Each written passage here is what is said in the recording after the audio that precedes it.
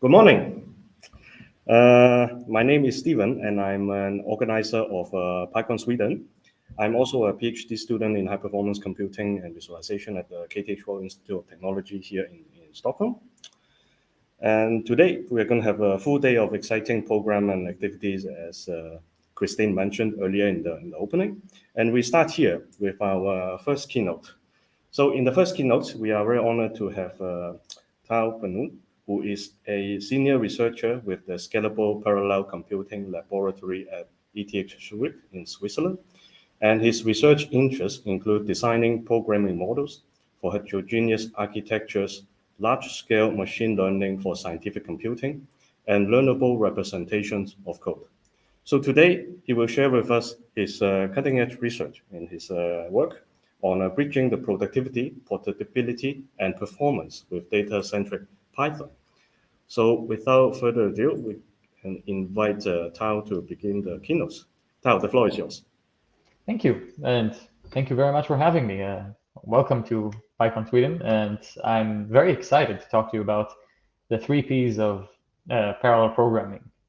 Basically this kind of trade-off between productivity, portability, and performance, and yes, how we try to bridge it with data-centric programming, which is a kind of a new paradigm, and DaCe, which is the data-centric framework.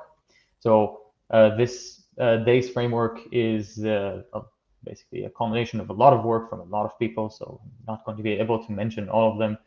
And I specifically would like to mention 4 people who are in the DaCe core development team. So Alexandros Nikolaos Ziogas, Johannes Define Licht, Timo Schneider, and Tiziano De Matteis. And let's just start with a real situation that happens almost all over the world daily.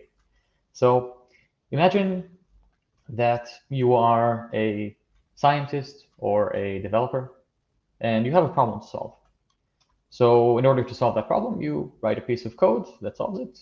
Something small, maybe you're using Python to do that, right? And now there's a problem. It runs slow, right? And that happens. So then someone needs to optimize it. It could be a separate performance engineer. If you're working at a large company or, let's say, a national laboratory, you might have a team of such performance engineers. And if you're not as lucky, you may have to take upon that role yourself and do everything. Regardless of how the thing gets optimized, it becomes quite massive and convoluted because essentially the performance optimization and the algorithm now get muddled with each other. So this is basically just making code more complicated as a result, right? So if you had a formula and you want to change a single term, or if a new hardware comes out, then changes sometimes have to propagate through the entire code. So this is, of course, a major issue. It's an issue of maintainability, it's an issue of portability, and in the end, productivity, because changing something requires really understanding the code as a whole. And so I've seen this firsthand several times working as a professional performance engineer that, sometimes the person who wrote the original code tries to change one single thing and cannot find that anymore.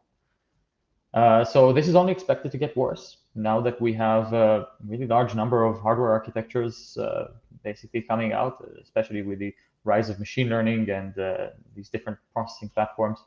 And we have even more challenging platforms to deal with, for example, reconfigurable hardware, and even processors on network cards. So putting all of this together now, unless you have a, very specialized library that you can just call a function and it runs your entire program, someone is going to have to optimize it for all these platforms. So this is becoming really kind of an insurmountable challenge. So just to put it in a bit more concrete terms, I think that we can take a simple example like matrix multiplication. So these are just 4 lines of Python code here. So the classical 3 for loops of going and multiplying and adding the numbers. Now, of course, because this is Python, you can actually write it much shorter with a at b. But still, let's take that as an example. If I want to run this matrix multiplication on the latest NVIDIA GPU architecture, and I want to use all of the amazing features like tensor cores, I'm going to have to spend a whole lot of code just working around that. So what I'm showing here on the right-hand side is basically the NVIDIA code sample. So this is what you're given in the documentation as the most basic code example, so 300 lines of code. And if you're going from a code sample to, let's say, a real application like Cosma, which is the fastest matrix multiplication right now, it's basically over 1,700 lines. So we're talking about thousands of lines of code, which all in all, the computation itself doesn't change, right? So we're still multiplying and adding numbers, but we need to make sure that we're using all the right hardware architecture elements and we're moving the data to where they should be. So if we kind of combine all we've learned so far, there are two insights. One, that we're using the same code for defining the what, the problem and how to solve it, and the how, or to map it to hardware. And the other is that basically the vast majority of the optimizations today, they relate to how data moves, right? So it's mostly kind of data movement reduction and I/O minimization. So with that in mind, we designed DaCe.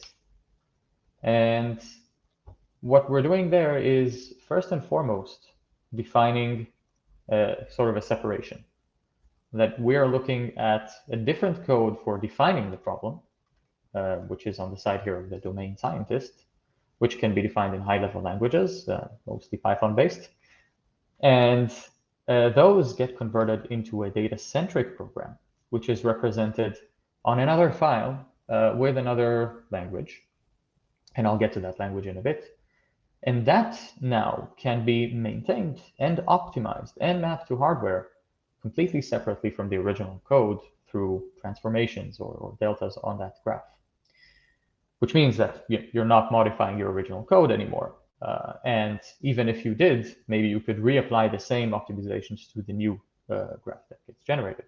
So now we have achieved some sort of separation of concerns, and we can keep optimizing and branching out to new hardware as it comes.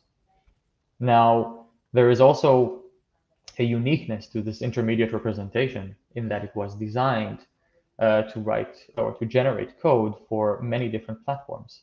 We can take these SDFGs, the stateful data flow multigraphs, and we can use them to generate CPU code, GPU code, FPGA modules, and even run on clusters of these hardware platforms. But now, as opposed to standard compilers which use intermediate representation, this is not the end.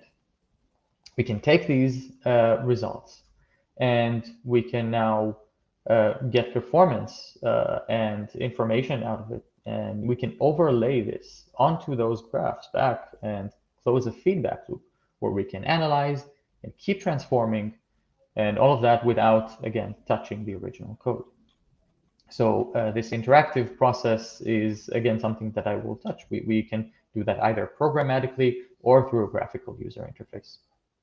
So now I'm going to maybe talk about the journey that a program goes through from, let's say, general purpose Python into being data-centric Python. And to do that, I mean, I've been talking about data-centric for the past few minutes, but I haven't really defined it. So what is being data-centric or data-centricity means? So the term, it comes as a contrast to the traditional paradigm of control-centric computations, where control means control flow. Basically, like you have statements and branches and loops, and a lot of the software and hardware these days was pretty much designed to go as fast as possible through these instructions. And so the code that you're writing is a sequence of operations, and really this went everywhere in the software and hardware scheme. But in data-centric, what we instead do is we view the program as how the data flows through instructions. So there are several principles, 4 principles, in fact, into what data centricity means for a language. So the first thing is that the data containers must be explicitly separated from the computations. And for every computation, you need to know on which data container it is operating on. So you always need to know which thing you're actually reading or writing. Data movement needs to exist there as something that is very explicit, and it has to be seen, and it also is the first thing that defines the program order. So if you have these two statements here on the right, you can see that they can obviously operate in parallel because they treat different data containers, and thus we can now execute them as such.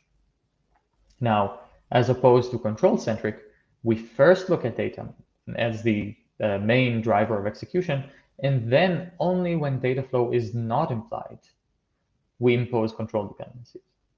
So for example, here on the right, we are reading A, writing to B, but then the second statement is now writing to A. So there is no flow between those two statements, but obviously they have to run in sequence or else you're going to get a data race. Lastly, just like control-centric paradigm has function calls and different ways to see the kind of control flow overall in the program. In the same way, what we want to see is a multi-level view of data movement. So at any different granularity, we can see exactly which data is moving where. So now that you understand basically the principles of data-centric programming, then we can talk now about the data-centric Python. Right, so Python is an amazing language, right? It's not just a language, it's a whole ecosystem of packages and front ends.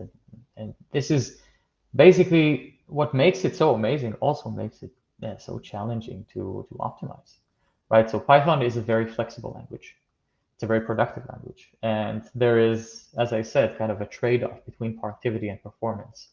So there are features in the Python language, like, for example, descriptors and dynamic attributes and the fact that you don't need to define the types, that they're very challenging to optimize. There are also other features like object-oriented programming and arbitrary generators that could potentially be optimized, but as it stands, it's still kind of a free-for-all. There are other features in Python that are also amazing, like NumPy. I'm not considering it a feature of Python, but it's very well ingrained into the ecosystem. Or foreign function interface like PyBind 11. So this allows us to do a lot of interesting things with the language and define certain ways to understand the code. So for example, comprehensions, like list comprehensions, for example, really help us understand if a loop, for example, could be parallelized and so on. So in order to actually try to compile and optimize these kind of codes, there are different ways to go. And what we chose to do with the data-centric Python is to restrict, right? So some features we know that we're not going to support. Now, by the way, this restriction is something that we are constantly, with every release and every version of DaCe, we're kind of pushing it to the left in the sense that we're supporting more and more of Python as we go. So not everything can be supported as is, but the restriction is not that bad sometimes, especially for high performance code or things that you normally write in such environments. And this now gives us analyzable data movement, which is what we need for the data-centric programming paradigm. Right, so another thing that we do, and again, this all has to do with this interactivity of the optimization, is to give more hints onto Python. So, the code would compile and would be data-centric even without those hints. But with them, it can be much, much more than that. So for example, like other frameworks do, we can annotate loops as parallel, but we can also do things like define an interface to how the data is going to be scattered if you run it on a cluster, and enable ahead-of-time compilation if you annotate the types just right. And so with that, we're getting guided optimization hints. And we're making this bridge, or between productivity and performance, we're trying to kind of get them closer together. So how do you use DaCe? It's actually quite simple in the sense you have a method or a function, and all you have to do is annotate it with a decorator, and you only have to annotate the top level function, and then it kind of propagates through whatever functions are being called from that decorator. You can do this just in time by annotating with DaCe method or DaCe program for free functions. And then the best thing we can do is compile it on the spot while it's being called. And if it's being called again, we're hashing basically the function in the sense that if we're using the same types, then we won't need to recompile it. However, if you know that you have a program, but it always takes the same types, or even if the sizes are different, you can just add Typeins as annotations. And this now enables ahead of time compilation. So you can compile it once and reuse it basically for good. So it even you can persist that between runs of the script. Right. So you can see here two things. One, we can define types. We can also define NumPy and the arrays, basically, or not NumPy, but and the arrays. And then you can see here symbols, which we're using the powerful SymPy framework for symbolic math. So you can define here any kind of symbolic expression as the size. And now we know that A and B are going to always be of the same size, but the size is not known in advance. So this is quite neat in a sense. What we support within those functions are actually most of Python with restricted parts of it.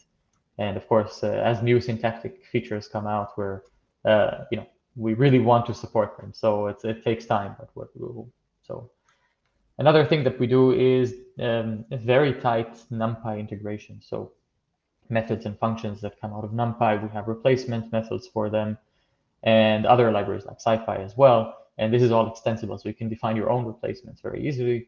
You can just take any array interface, like CUDA array interface, like CuPy and PyTorch and NumPy, and just feed it directly as arguments. We detect that, we construct the right data container descriptor, so we know exactly where it's located and how we can use it.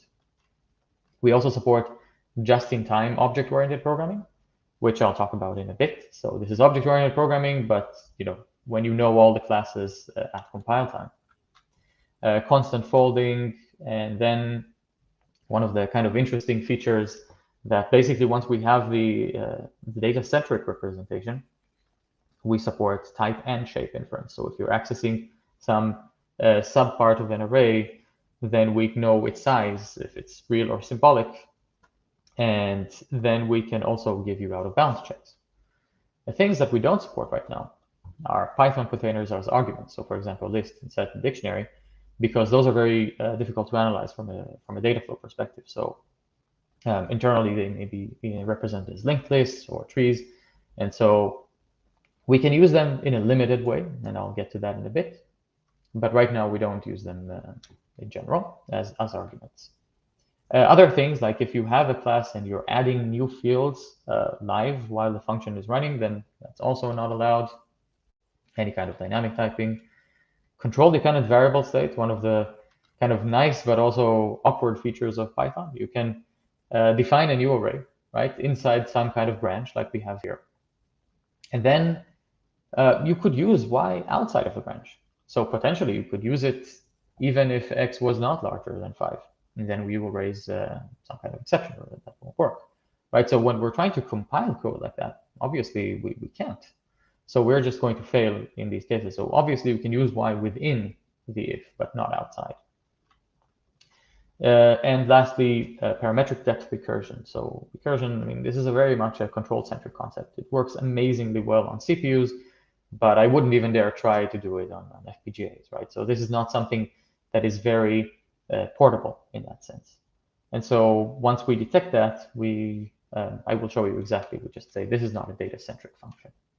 Now, we're still open to changes, right? So this thing, as I said, it changes all the time. So we keep trying to push this bar. So we will see how we can, if we can support some of these things in the future. We're very happy to accept, other, let's say, changes or additions that would help with supporting some of those things. Now, if I want to go from general Python to data-centric Python, I still need to take the code through some changes. So I would still need to convert it to something that is easier to compile.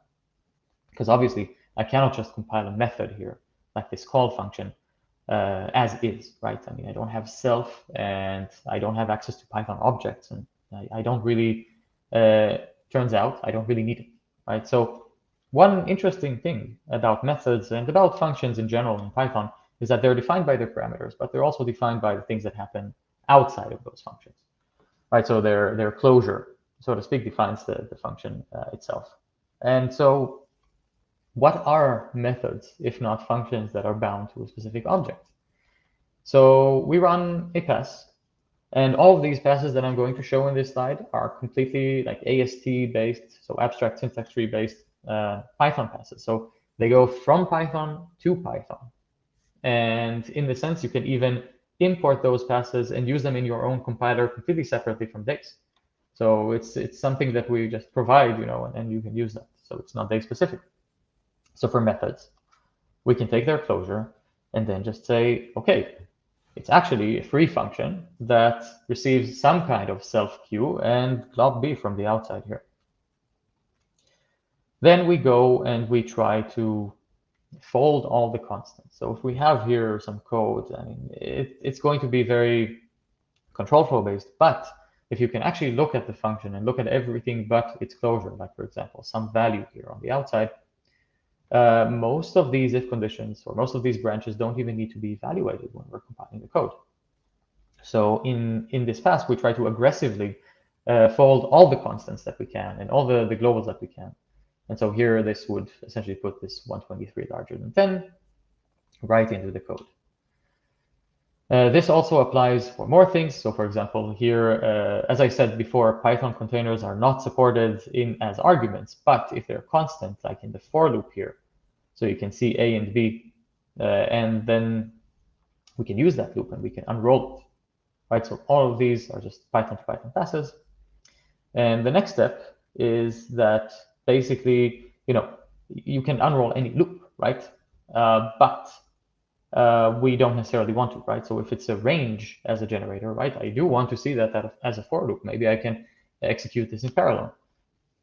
So the next step is to say, okay, as a developer, maybe you have more hints, and you can just unroll those yourself. And so you just annotate this with DaCe.unroll, and this will just hint to the system that it has to unroll the generator. After we've done that, we can now take the conditional code and we can evaluate exactly if it's going to be executed or not. And even if there was some code after the return value, we can just eliminate that. So then we end up with kind of a very simple code that is much more data-centric. Now we can really see the data flow in this function, right? So beyond this checks that are constant, we can also use the symbolic expressions. And again, the SymPy framework is very flexible. So if you define n to be a positive symbol, then you can even make a check like 2 times n larger than n. And if it's always true, then it will eliminate the code in the else branch. And if we go beyond the single function, we are now, we need to look at the whole call tree. And the reason we do that is twofold. So one, we need to understand the closure of the entire function with all of the nested calls, right? So we need to understand everything that this function needs in order to become data-centric. The other thing that we do here is try to detect recursion. So in this pass, all we do is we take the function and we understand all the calls that it calls, and we try to parse them recursively. So let's say something is not parsed in this slide. But then we descend and we descend through nested A and we descend through nested B, and then we see that nested B calls nested A again.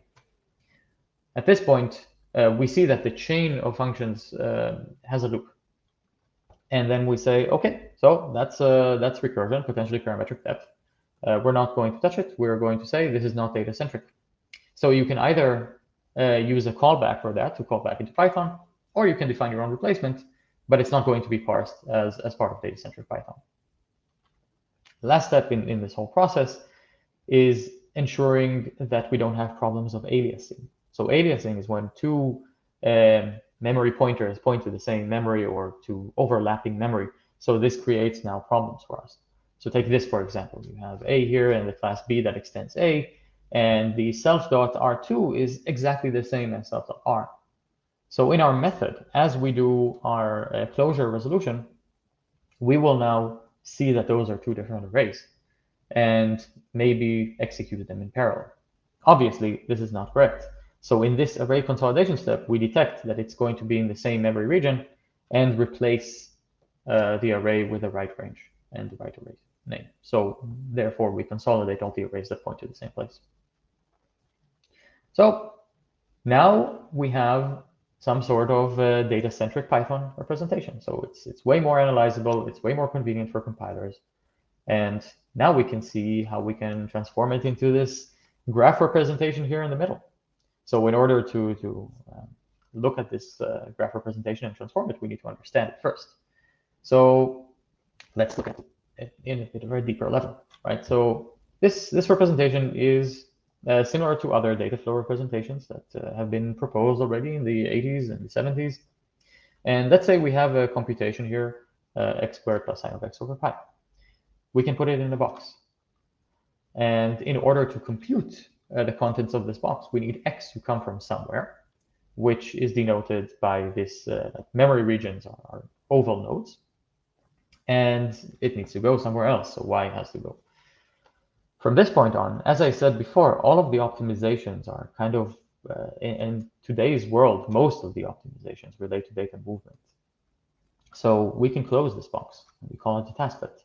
So it could do anything in any granularity there, as long as it only accesses the memory that goes to it and from it in edges. These edges we call memlets because they're tiny pieces of memory moving around.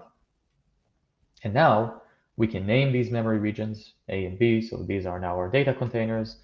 And parallelism is very easily expressed. So if you're reading A at 1 and A at 0 at the same time, they will appear in parallel, and then you can now schedule them to run in parallel as well. And this happens in multiple granularities. These graphs can potentially get big or just infeasible, right? If you use n as a symbol, then this graph is parametric. I cannot now express it as a standard graph. So what we do here is we take advantage of the fact that a lot of computations are actually kind of repeating subunits that happen in parallel, and we collapse them into a concept that we call a map. So this burger-like shape here on the right is enclosed by two trapezoids. So you have here I going from 0 to n. This means that basically the contents of this map is replicated from 0 to n. And what we call these contents is the scope of the map. So then what we can do is we can now, in SymPy and all of our symbolic map engine that we use, we can only define the A at I and B at I in the middle. And the system would propagate this outwards through the 0 to n. And then we know exactly which region we're operating on. This is this multi-level view that I mentioned before. So here, in the context of, let's say, a for loop, we know exactly which regions are going to be accessed. So if you're only touching like a single column of the matrix, we know that this is what you need copied in order to execute. Now there's the problem of basically these control dependencies that cannot be represented by dataflow. So this is the same exact computation that we've seen before in the previous slide, that we had A going to B and C going to A. And so obviously we cannot now run this in parallel. If you put this graph as is, it would run in parallel and create the data race. So what we do is we wrap these graphs in another graph, which is a state machine. So these blue regions and blue edges kind of control the overall coarse-grained control flow. So these edges would have conditions and assignments on them, and so we can very concisely create loops, for example. But the essence of data-centric programming is that the states, so the individual blue regions, have to be as large as possible. Now, all in all, this language, I mean, it's not more complicated, but there are more types of nodes. So we have seen these set of nodes so far. But there is, for example, nested SDFG. So you can nest one of those graphs in another graph, which is like a function call. We have streams, which are queues. And we have the stream equivalent of a map, which creates a producer-consumer relationship.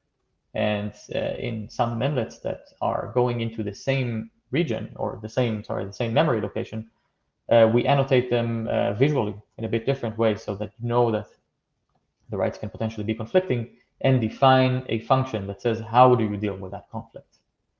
Lastly, we have a type of a node that's called the library node, which is a node that defines specific behavior like a matrix multiplication or a reduction. So then you can use it when you're optimizing the graph, like with transformations, or you can expand it to very fast code, like calling a library. So this is essentially this is the entire language. So this is the graph-based representation. Now that we know what it looks like, and now that we have a data-centric Python program where we have all the types and all the shapes inferred, we can now proceed and go to create a version of that graph. So the way we do it is in 2 steps. First step, very straightforward. Every function call becomes an SFTG. Every statement, every expression becomes a state of its own. So essentially, this is the control-centric version of the code. As you can see here, this last function, numpy dot, this is something that we have registered a replacement with a library node. So we know this is a matrix multiplication, and we can optimize that accordingly. Now, of course, this is not what we want in the end. So we undergo, or the graph undergoes, a form of dataflow coarsening. So it's a set of transformations that repeatedly try to fuse the states together and inlines the nested STFGs here. What we end up with is actually this more data-centric representation of the code, which we now can execute and optimize. So in essence, now we have gotten from general Python, albeit a bit restricted, into something that is data-centric, analyzable, and can even be compiled into different hardware. Now, what do we do with these graphs? Well, we transform them, right? So we now have certain tools at our disposal that we could use in order to make those graphs faster without touching the original code, right? So something that I didn't mention before is that all of those nodes have actually properties of their own. You can kind of set things like, for example, in these maps, you can set where they're going to be scheduled. For example, CPU multicore here, or in these access nodes, or these round regions of memory, we can say where they're stored, for example, on the heap or as registers. So if you take this exact graph and you generate code from it, and sorry for being a bit low level here. So if we have a multi-core map, then we are creating an OpenMP for loop. And if we have a single core map, then the best way we can do with this is now just make a for loop. But as you can see here, the tasklet code, this in A times in A, never changes. So throughout all of our optimizations, we don't change the tasklet code. Now, if instead I don't want to use this standard core loop, but I want to use ARM's new feature of scalable vector extensions. So all I have to do is change the schedule of this map, and now the internal code changed. So again, tasklet code doesn't change. svmol is still here between the two in A's, but with a simple change, right? With a simple property switch, now we have changed this code to run on a different kind of processor in the fastest way possible. Now, what if I wanted to run this on the GPU, right? So normally such thing would require sometimes a whole rewrite of the code. As I mentioned before, new hardware architectures, this thing propagates everywhere. So in DaCe or in the STFGs, not so is the case. Actually, it's quite simple. We have a transformation called GPU transform STFG, which I think it's composed of a few hundred lines of Python code. And yeah, by the way, this whole framework, everything from the front end through the transformations and code generation, everything is written in Python. So DaCe is a completely Python, pure Python framework, except for the generated code. So if I wanted to run this on the GPU, this transformation only introduces now, if A wasn't on the GPU, some new array called GA, changes the schedules of those maps here to be GPU device and GPU block. And suddenly, this memnet that goes from A to GA creates a memory copy. And this map creates a kernel with CUDA or HIP and other languages, depending on the GPU you're targeting. So overall, really big change into the code, but a really small change in this graph representation. And this is, in my opinion, what makes it so powerful. So let's say you want to do something different. Let's say you wrote a matrix multiplication like we've seen before. You're using our hints, like for example here, DaCe map, which means that it's going to run a for loop in parallel. And you wrote it in kind of a different way, where you create a large three-dimensional buffer that multiplies all the pairs of A and B, and then only at the end kind of flattens this temp buffer with the last axis. So obviously for some sizes, this is not going to perform best. So I can now take this programmatically, convert it into an SDFG, and then view the result. So I can view that directly by saving the file and opening it. I can view this if I run this code on Jupyter notebooks, then SDFG, just type that and you will see it. And what we see here is that we have this multiplication, we have this temp array. We can see that it's not used anywhere else. So let's transform it out. So we have a transformation called MapReduce Fusion, which detects this kind of situation and then just removes an array from the code. And this is a data-centric transformation. Right now, instead, we have a conflict resolution edge, which has a plus operator as the conflict resolution. So this would actually create something similar to the three-dimensional for loop that we've seen in the beginning. And these kind of changes are very easy to make in the code. Now, a transformation like that looks like a subgraph pattern that gets replaced. And if you want to apply it, in a way that is more interactive, we also have full Visual Studio Code integration. So this is a nice plugin that basically lets you edit SDFGs as a file. You can view here all the properties of every node, and you can apply transformations. You can view the history, so all the deltas that you applied on the graph. But now, if you're asking yourself the question, wait, but where should I transform, right? So we also provide in the same plugin, because it's a data-centric representation, we can now analyze the graph either statically or dynamically with a runtime measurement. As you can see here on the left, there is a browse button that you can just load. And so you can see all the data movement at all times. And here you can see that how around temp, we have this really large bottleneck. Like everything is red because it has to write all the values to temp and then read all the values. And so a transformation would just reduce that. Another thing that we do is we integrate PDB, the Python debugger, and GDB, let's say, or the basically C++ debuggers through Visual Studio Code. This is also available as a standalone plugin. And what it does is that you can place a breakpoint on the Python code and it would automatically stop inside the C++ of the generated code. So then you get full integration throughout the entire process of transformations. And well, basically after that, how to optimize your code. Now, if you don't want to go through all of these transformations manually, so we have an experimental feature called automatic optimization. So all you have to do is basically change this decorator a little bit by adding another flag, auto-optimize equals true, and then the device that you want to optimize for. This is far from perfect, right? So this is still an experimental feature, but what it does is that it tries to apply different optimizations with heuristics that we normally would apply. Another thing that you can do is if you want to run on a cluster of machines, so more than one, you can also try to apply automated transformations that distribute the workload if it detects certain patterns, like, for example, element-wise array operations, and try to remove redundant communication. So all in all, we have basically in this framework a whole ecosystem of defining and optimizing code. Now, with that, what can we do? Well, sky's the limit, right? So basically, as I said before, we generate code for different kinds of CPUs and all kinds of GPUs and Intel and Xilinx FPGAs and even clusters with MPI. So all of these are kind of open to you as long as you've generated an SDFG representation. The transformations that I mentioned before, so this matrix multiplication with a reduction, it performs in one way and it cannot even scale beyond a certain size because the temp buffer is so big, it's three-dimensional. But if you apply this transformation, then suddenly you get a bit of a boost in performance. If you apply more transformations, not every transformation would essentially necessarily make things faster, but can be stepping stones for more transformations. And after only 6 of those transformations, you can already reach a level which is only 25% slower than a library, MKL, that was written by engineers at Intel and optimized for decades. And this is mostly a library, things are written in assembly code there. However, this is not the end, right? So the transformations that I mentioned in the previous slide, they also have parameters.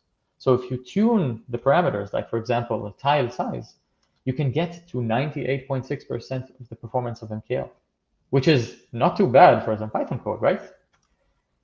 And yeah, so matrix multiplication, of course, is one example, but there are many, many different applications, many different frameworks that you could use to execute such code. And now the question is, which kind of codes are important? So we were first looking at what kind of ways we can execute code, right? So we can use NumPy as is with Python, right? We can also use different kind of interpreters, and we can use things like Python. We can even use all of these compiler frameworks, DaCe being one of them here on the right. So let's try to see how we can use them and which applications we can use, and make a benchmark, basically, of NumPy applications. So this is NPBench. It combines 52 different applications that we've collected from domain sciences, machine learning, and linear algebra, and so on. We have the tools to measure their performance and metrics and the whole infrastructure, and we already provide some implementations in existing Python compiling frameworks. If you look at the results, we can see that, again, there are a lot of applications, and a lot of them have speedups over the original NumPy implementation.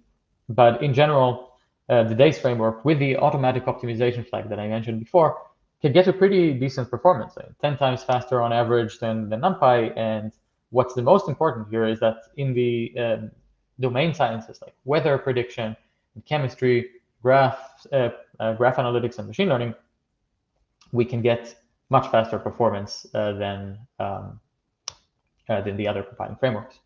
Now, if you're still not convinced, we are also running this not just on the CPU, right, but also on the GPU, where we compare with CuPy, and we can see here sometimes the difference can be in an order of magnitude. So we can really get much faster just by looking at the entire code in the data-centric representation. We can even map it to FPGAs, which just mapping this to FPGAs was a first, right? So a lot of these applications were never run on an FPGA before because of difficulties with the language. And so we believe that this data-centric representation is actually closer to what you would want in order to achieve this. So overall, over CuPy, over the CPU frameworks, and even over distributed, we see a lot of these speedups. And as I said, we took this even further with the distributed frameworks and used the automatic optimization for automatic distributing of data, and we can see that we're faster than DaCe and Big8, which are distributed Python libraries. And then we can even scale better all the way up to 2048 sockets on a supercomputer. So this thing just runs the same Python code, but on faster. Now, again, if you're still not convinced, we can do even more graph analytics on the CPU and the GPU, matching and outperforming even the best of the frameworks that are currently available for CPUs and GPUs. And on the right is the fully transformed graph. We can work with machine learning workloads directly. So another frontend that we base on the Python frontend is a PyTorch frontend. So we can take PyTorch code, and the same way we wrap functions, we can wrap now PyTorch modules for machine learning, and then we can compile and optimize them for the forward and back propagation. So we do symbolic differentiation using this data-centric representation. You can also read it in different forms. And in the end, we can now optimize deep learning workloads in the same exact way as we did before. So we have the graphs, and we have library nodes, and we can optimize those. The results are pretty good, I would say, right? So even on the most contended of operators, like layer normalization, which is really kind of used in state-of-the-art neural networks, we outperform all the existing frameworks, including JAX, which is, again, a deep learning compiler based off of Python.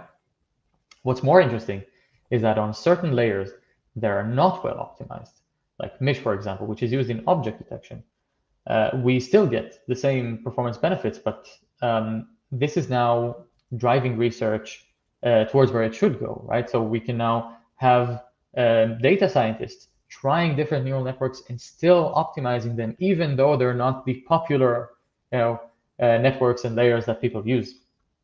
So here we can get up to 3.4 times speed up.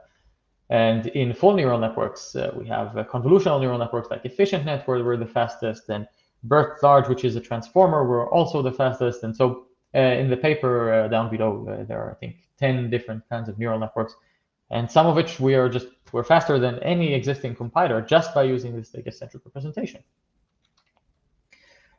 We can go even further into weather prediction, where we have different applications. Where this is a collaboration with CSCS, the Swiss National Supercomputing Center, where basically with very few transformations, we can achieve the same code as a performance engineer meticulously wrote in CUDA and even lower level with all of the tuning necessary.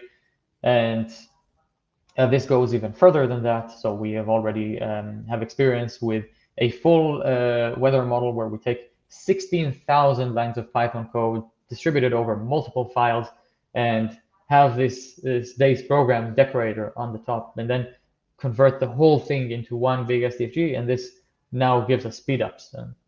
And so I currently can't talk about these speedups, but they're really good. So that's very easy and convenient. So we're maintaining productivity, we're maintaining portability here, and getting the performance we need. So in terms of portability, speaking of, so we also do low energy numerical weather prediction, where we take these same stencils from weather prediction, and then we map them onto FPGAs, and we can even get performance that is faster than CPUs.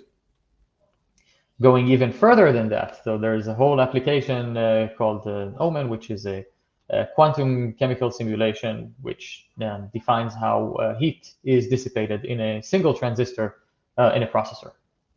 Very complex workloads, optimized for years. And once we wrote it, or we rewrote it in Python and NumPy, we were able to convert it again to this data-centric representation. And so if you compare the way that they were optimizing the code, and as I said, there's a whole laboratory optimizing this for years, they were really thinking about how to divide the work across the processors and do it really nicely, and try to look at the communication volume. And once we actually looked at those graphs, we can see through the memlets on the top here that we're actually passing through whole tensors, whole 6-dimensional tensors. So obviously this is not the best way, or potentially not the best way to distribute the data. So Alex, who I mentioned before, then just flatten those maps and then try to redistribute them in a different way, in which the memlets don't transfer all the data. So it may look a bit messy. If you were trying to do that on the original code, you would have to rewrite the whole thing. However, for us, just a bit of transformations. We reduce the overall communication volume, we reduce the number of MPI invocations from something that was a lot to just 4. And in the end, we were able to achieve over basically 140 times speed up over the previous implementation in the same or similar settings. And we also ran it on a full supercomputer, 27,360 GPUs, and we're able to use 60% of it. So all in all, DaCe, very, very easy to install Python package, just pip install DaCe. We're open on GitHub, everything is open, so feel free to start a discussion with issues or even contribute your own pull requests. We're very happy to do this. We just showed how we can take general code, especially in Python, which is a very productive language, can transform it through several steps into something that is more compatible with optimizations. We showed a wide variety of results on different platforms and even full applications, which in the end, this application that I mentioned won the ACM Gordon Bell Award in 2019.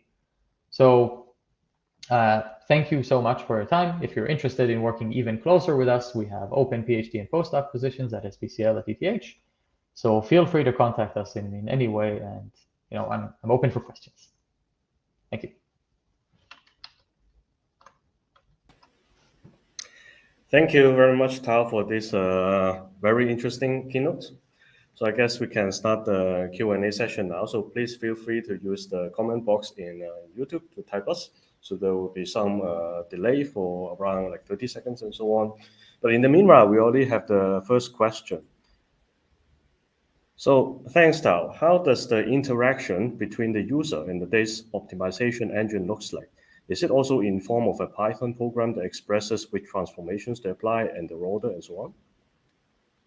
So thank you. This is an interesting question. So I think I showed an example with a matrix multiplication before about how it works. So essentially you're defining a program based on your, just the code. And then what we normally do is either in the same file or in a separate file. So this is something that happens, I think we've seen in the larger applications that they have their own kind of infrastructure in a separate file or a class that converts that function and then runs the transformations on those. So programmatically for the bigger applications, for the smaller applications, what we've seen is that people do use the Visual Studio Code plugin, modify and run transformations, save the file, and then add in the DaCe program decorator to just load the graph from the file. So whenever you call the function, we just load the precompiled SDFG and then run. I see.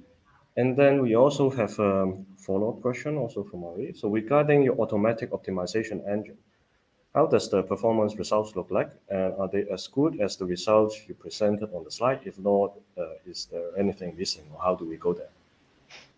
So yes, the 10 times speedup that we've shown on the NumPy bench examples are all from the automatic optimization heuristics. And this is, I think, also for GPUs and FPGAs, these are all automatic optimization heuristics. And as I said, it's not perfect right now. I think it could be improved a lot, but it's definitely better than nothing. So for example, I can just give you one example of a heuristic. So it's just trying to apply loop to map. So if you have a for loop and we can detect that throughout the whole for loop, all of the accessed regions are completely invariant of the loop iterations, then we convert it into a map. This map can be converted then into OpenMP or GPU kernel. So this is obviously helpful, right? And if not, what's missing to get there is a great point. Actually, this is kind of an open question. So let us know if you have any ideas. Yep. Okay. Thank you for the question. So please keep the questions coming. But in the meanwhile, so I also have a question on the typing. Let me bring this up. Yes. So one thing we saw in the DaCe, the restricted Python, is that it's quite restrictive with the DaCe. We need to put the DaCe.float, and then we need to specify the shape and so on. So this looks quite similar to the new Python feature on the typing hints. So do you plan to make this interoperable in the future? Yes, of course. Become less restrictive. Yes. So when we wrote this a few years ago, and so obviously we couldn't use now. We couldn't have a subscript on a type, right? We couldn't do a lot of things on a type. So we were just following, type hints and their original definition. So for example, they have their own classes like dict and list with a capital L and a capital D and so on. So yes, the more that type hints become accessible and usable within Python, we're going to match that, of course. Yes.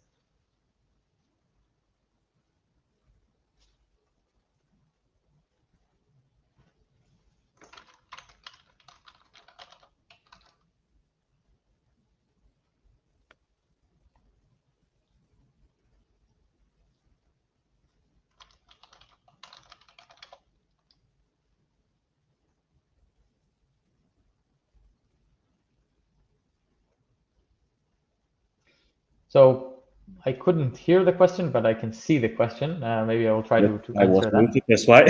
So, yeah.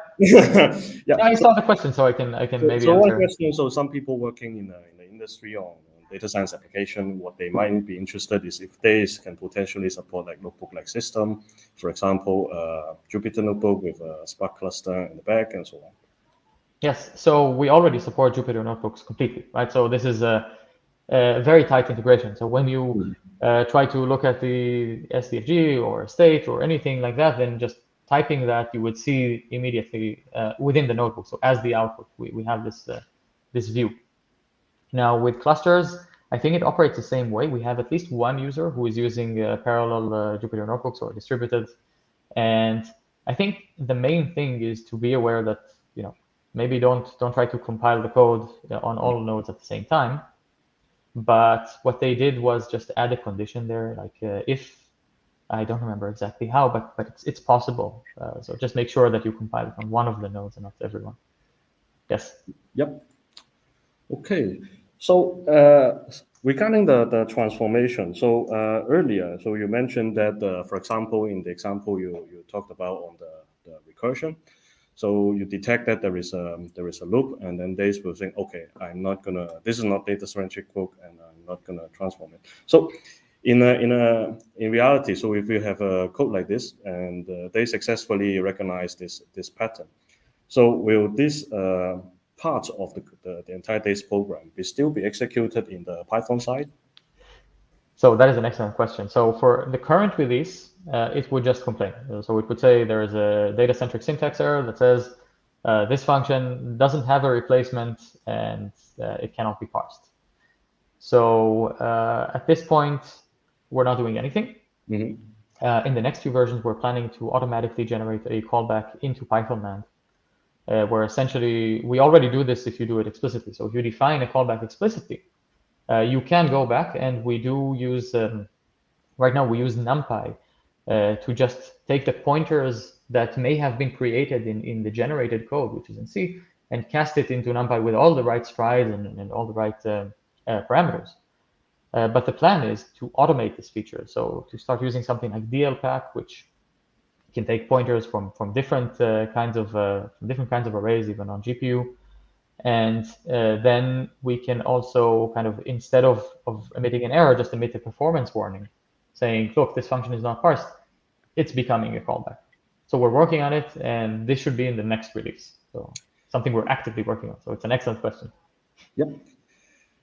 So one final question I have, unless someone also type in the comment box, is that, so you mentioned the hints, for example, the unroll. So this is very similar to the Pragma OpenMP unroll kind of semantic. So is this related to the transformation that happens at the later stage of the pipeline, or is this like enforced by the user? It has to be unrolled. So this is okay. So you can unroll a map if you have already in this intermediate representation in the graph. I showed before that you can have schedules on the map. So one of the schedules is unroll, which actually generates unrolled code. But the DaCe unroll pragma happens at a way earlier stage. So this is happening in the Python to data-centric Python conversion, where it would just say, unroll this in Python land. So we convert this to another Python version where the generator was executed for all the times until it stopped the iteration. So this is the way that this operates. Yeah. Okay, so I don't think there are any more questions here. So again, thank you very much, Tal, for giving us this very interesting keynote today at PyCon Sweden 2021. So for everyone else, please feel free to check out our program and upcoming talks and events. So again, thank you very much, Tal. Thank you for having me. Thank you. Bye-bye. Bye.